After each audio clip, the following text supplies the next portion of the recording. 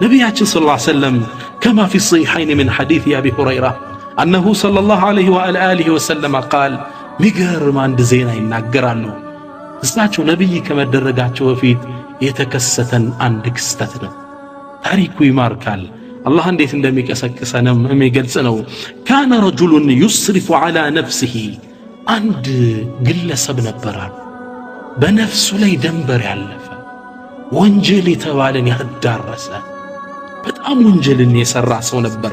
فلما حضرته الوفاة موتم አፋፍ ላይ እንደደረሰ جمع بنيه ልጆቹ ሰበሰበ وقال ልጆች አላቸው يا بني إذا أنا مت እኔ ከሞትኩ فحرقوني አቃጥሉኝ حتى إذا صرت فحما ልክ ፍም ሆኜ ወደ አመድነት ስቀየር فاسحقوني ፍጩኝ አላቸው።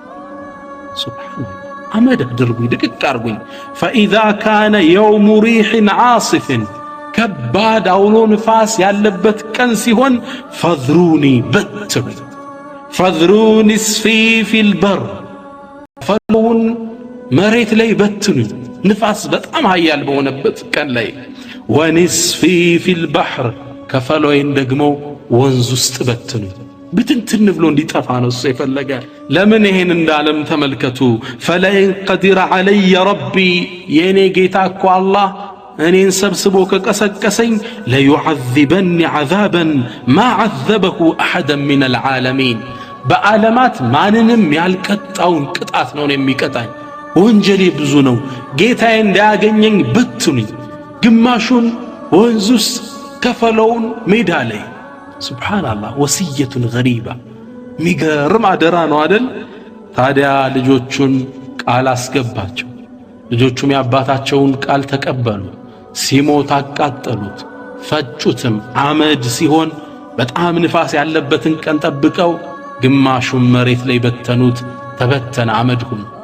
ከፈለውን ደግሞ ወንዝ ውስጥ ከተቱት። አመረ الله البر فجمع ما فيه አላሁ ስብሓነሁ ወተዓላ መሬትን ያዝሽውን ስብስብ ያላት ተሰበሰበ መሬት ላይ የተበተነው።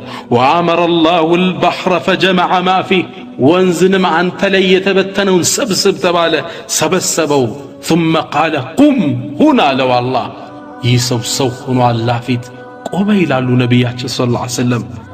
ከዛም አላሁ ስብሓነሁ ወተዓላ فقال عبدي ما حملك على ذلك ባሪያዬ አሁን ያደረከውን ድርጊት ለምንድነው እንዲህ ለማድረግ የወሰንከው አለው።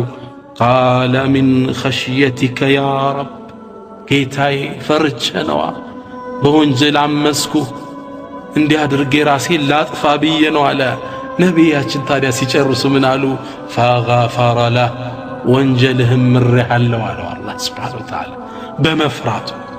ጌታዬ ቀስቅሱ ያዘኝ እንደሆነ ወንጀሌ ብዙ ነው አይምረኝም በማለቱ ማረው አሉ ነቢያችን ሰለላሁ ዐለይሂ ወሰለም። ከዚህ ሐዲስ ላይ ሁለት ዋና ዋና ትምህርት እንማራለን። አንድ የአላህ ረሕመት ሰፊ መሆኑ፣ ሁለተኛ ሙተንም የትም ቦታ ቢበትኑን አላሁ ስብሓነሁ ወተዓላ እንደሚቀሰቅሰን እንማራለን። ወለቀድ ضرب الله أمثلة عملية في كتابه الكريم አላሁ ስብሓነሁ ወተዓላ ቁርአን ውስጥ ተጨባጭ ምሳሌዎችን ይሰጠናል ከሞትም በኋላ እንደሚቀሰቅሰን መረጃ የሆነን ዘንድ። ቁርአን ላይ ይሄን ታሪክ ሲያወሳልን ምን ይላል? አው ከለዚ መረ ዐላ ቀርየቲን ልክ እንደዛ ሰው አላየህም እንደ የዛን ሰው ታሪክ ይላቸዋል ነብዩ ሰለላሁ ዐለይሂ ወሰለም። መረ ዐላ ቀርየቲን በአንዲት ከተማ ጥግ ስላለፈው ሰው አልሰማህም? ወህየ ኻዊየቱን ዐላ ዑሩሽሃ ከተማዋ በይተል መቅዲስ አካባቢ ያለች ናት። ዑዘይር የሚባል አንድ ሳልሕ ደግ ሰው በዛች ከተማ ጥግ በበይተ